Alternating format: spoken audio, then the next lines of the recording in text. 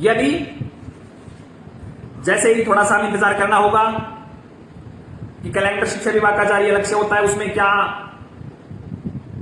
क्या क्या उनकी श्रेणियों को लेकर व्यवस्थाएं होती हैं कि तृतीय श्रेणी को शामिल करते हैं नहीं करते हैं।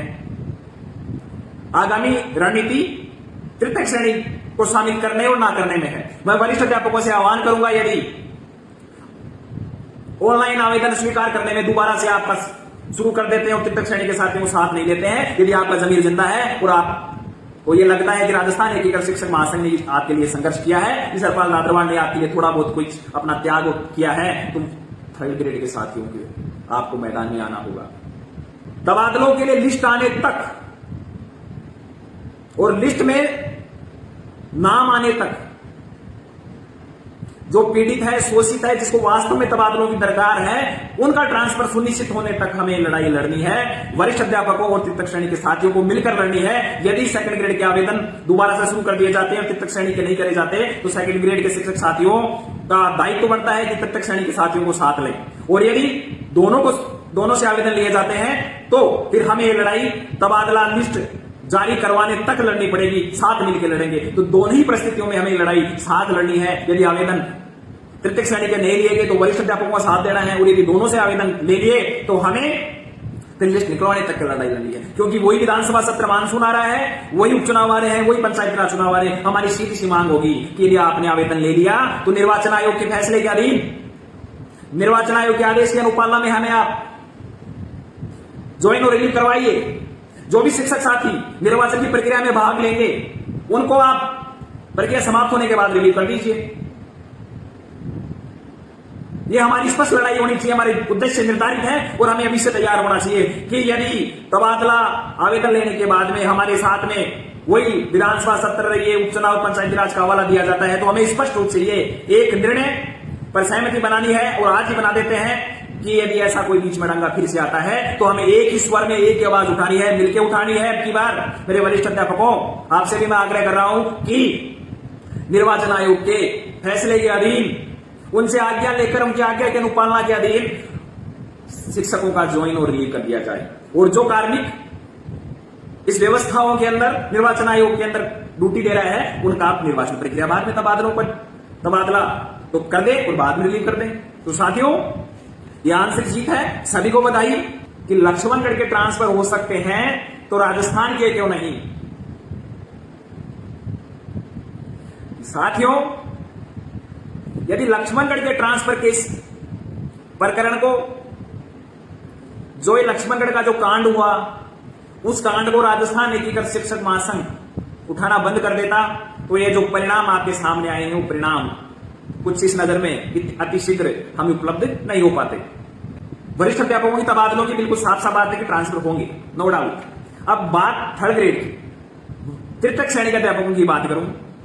साथियों, जहां तक आज का भी उच्चस्थ प्रशासनिक प्रमुखों से मेरी वार्तालाप हुई, उनसे मुलाकातें हुई, मैंने भी स्पष्ट तौर से कह दिया कि जब उन्होंने कहा कि अब तो ठीक है, अब तो आप खुश हैं कि अब तो आज ये प्रेस नोट डाल रहे हैं, शायद शाम तक आ जाएगा, एक ही बात, वो श्रीमान महोदय, हमारी लड़ाई वरिष्ठ अध्यापकों से शुरू जरूर हुई थी, लेकिन इस लड़ाई का पटाक्षेप तृतीय श्रेणी के शिक्षक साथियों के तबादलों से होगा। यदि आपने तृतीय श्रेणी के शिक्षकों के साथ में अब की बार यदि वादा खिलाफी की या उनके साथ में कुछ छलावा किया, तो ये लड़ाई विकराल रूप धारण कर लेगी। यदि कैलेंडर के अंदर वरिष्ठ अध्यापकों का नाम आता है और तृतीय श्रेणी के सदस्यों का नाम नहीं आता शिक्षकों का, तो उसी दिन ये आपका भाई या आपका साथी, आपका मित्र, आपके थर्ड ग्रेड के ट्रांसफर की मांग को लेकर उसी शहीद स्मारक पर आपको दिखाई देगा। अब निर्णय आपको करना है कि वरिष्ठ अध्यापकों के जैसे केवल पानी ही डालना है या उस तबादला रूपी यज्ञ में आहुति देने के लिए प्रत्यक्ष रूप से आप स्वयं को आना है।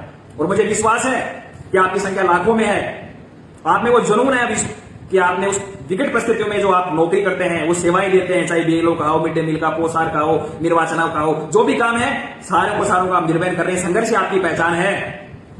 वरिष्ठ अध्यापकों ने संघर्ष नहीं किया, कुछ को छोड़कर, अन्यथा यह 6 माह आधा साल नहीं लगता मेरे साथियों। आधा साल से ऊपर का समय हो गया। जनवरी में मंत्री से पहली मुलाकात हुई थी, 7 महीने नहीं लगते। और अभी भी क्या मिला? केवल आश्वासन। तब आज जो पहले हमारे साथ में 2 बार किया जा चुका है। तो साथियों, मानसिक रूप से सभी तैयार रहें।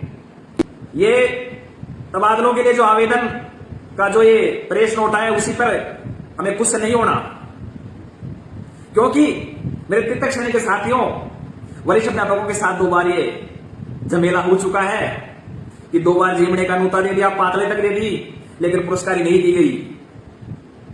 इसलिए हमें मानसिक रूप से जब तक ट्रांसफर का हकदार उस शिक्षक साथी का ट्रांसफर नहीं हो जाता जो वास्तव में हकदार है, लड़ाई लड़ने के लिए तैयार रहना पड़ेगा। चाहे वो डार्क जोन के शिक्षक हो, चाहे वो तृतीय श्रेणी के हो, वरिष्ठ अध्यापक हो। मोटे रूप से एक ही बात जानता हूं मैं तो, कि जिनको तबादला चाहिए, जिनको वास्तव में तबादलों की जरूरत है, जब तक उनका तबादला नहीं हो जाता तब तक हमारी लड़ाई जारी रहेगी। हम लड़ेंगे और मुझे विश्वास है कि हम जीतेंगे। शिक्षक साथियों ने ईमानदारी से अपने अधिकारों की लड़ाई के लिए लड़ने का दृढ़ संकल्प ले लिया, तो यह लड़ाई हम जल्द जीत जाएंगे। अभी भी हमारे पास में 2 विकल्प हैं। एक विकल्प कि हम तबादलों के लिए जो ये एक आशा की किरण हमें दिखाई पड़ रही है कि अब 1 महीने में तबादलों के लिए फार्म भरे जाएंगे, ऑनलाइन फार्म करे जाएंगे और तबादले की प्रक्रिया स्टार्ट होगी। या तो हम थोड़े ढीले पड़ जाएं, जिसका मुझे पूरा अनुमान है कि साथी अब थोड़े ढीले पड़ ही जाएंगे, और या हम ये लड़ाई निरंतर जारी रखें। यदि साथियों हम थोड़े कमजोर पड़ गए, हमने थोड़ी लड़ाई में शिथिलता दे दी, तो ये 6 माह का जो संघर्ष है वो 6 माह और आगे तक लड़ना पड़ेगा। और यदि हम ये 6 माह का संघर्ष लगातार 1-2 महीना और लड़ लिए, तो मुझे पूरी उम्मीद है कि रक्षाबंधन का त्योहार, जो भी तबादलों के इच्छुक हैं, जिनको आवश्यकता है, जरूरत है, उन सभी की शुभकामनाएं हैं कि वो रक्षाबंधन का त्योहार अपने घर पर मनाएंगे, अपने परिवार के साथ मनाएंगे, अपनी बहन के हाथ, अपने कलाई पर बहन से राखी ट्रांसफर के साथ बनाएंगे। हमारी महिला मोर्चा के प्रदेश अध्यक्ष महोदय से बात होती है कई बार, वो कहती हैं कि भाई साहब, महिलाएं कहती हैं कि एक बार हमारा ट्रांसफर हो जाए, फिर आप बुलाओगे वहां जाएंगे। कुछ शिक्षक साथी भी यही कहते हैं। तो मैं आपसे कह रहा हूं कि वरिष्ठ अध्यापकों, आपका तबादला सुनिश्चित है, आपका होगा। और इस बात की खुशी कि आपके बिना लड़े ट्रांसफर होगा। आपको जो लड़ाई लड़नी चाहिए थी, आपने लड़ाई नहीं लड़ी, लेकिन आपका ट्रांसफर होगा, तबादला होगा। वरिष्ठ अध्यापकों तक तबादलों की कंफर्म और स्थायी न्यूज है। 3rd ग्रेड के लिए अभी तक कोई स्थायी न्यूज नहीं है, क्योंकि शिक्षा मंत्री महोदय कुछ समय पहले ही तबादला नीति की बात कर रही थे। संकोच इसलिए आता है। तो यदि अब की बार तृतीय श्रेणी के साथियों को ऑनलाइन आवेदन से वंचित रखा गया, तो मैं वरिष्ठ अध्यापकों से आह्वान करता हूं कि वो भी आपके सदस्य हैं, वो भी महासंघ परिवार के सदस्य हैं, वो भी शिक्षक हैं। उन्होंने कौन सा गुनाह कर दिया कि आप उनको अलग थलग समझते हैं, जबकि वास्तविक अर्थों में संघर्ष करने का जो असली हकदार है वो तृतीय श्रेणी का साथी है। ये लड़ाई बहुत लंबी है अभी तक। यह आंशिक जीत है कि क्यों ना, यदि तृतीय श्रेणी के साथियों के साथ में भेदभाव किया जाता है, तो हम किसानों की तर्ज पर संयुक्त शिक्षक मोर्चा बनाकर लड़ाई लड़े। आप आगे आए, हरपाल दादरवाड़ को महासंघ पीछे रहेगा, कोई समस्या नहीं है, लेकिन काम होना चाहिए। फिर देखते हैं कितने शिक्षक संघ वास्तव में शिक्षक हितैषी होते हैं। जल्द उनको पत्र लिखा जाएगा।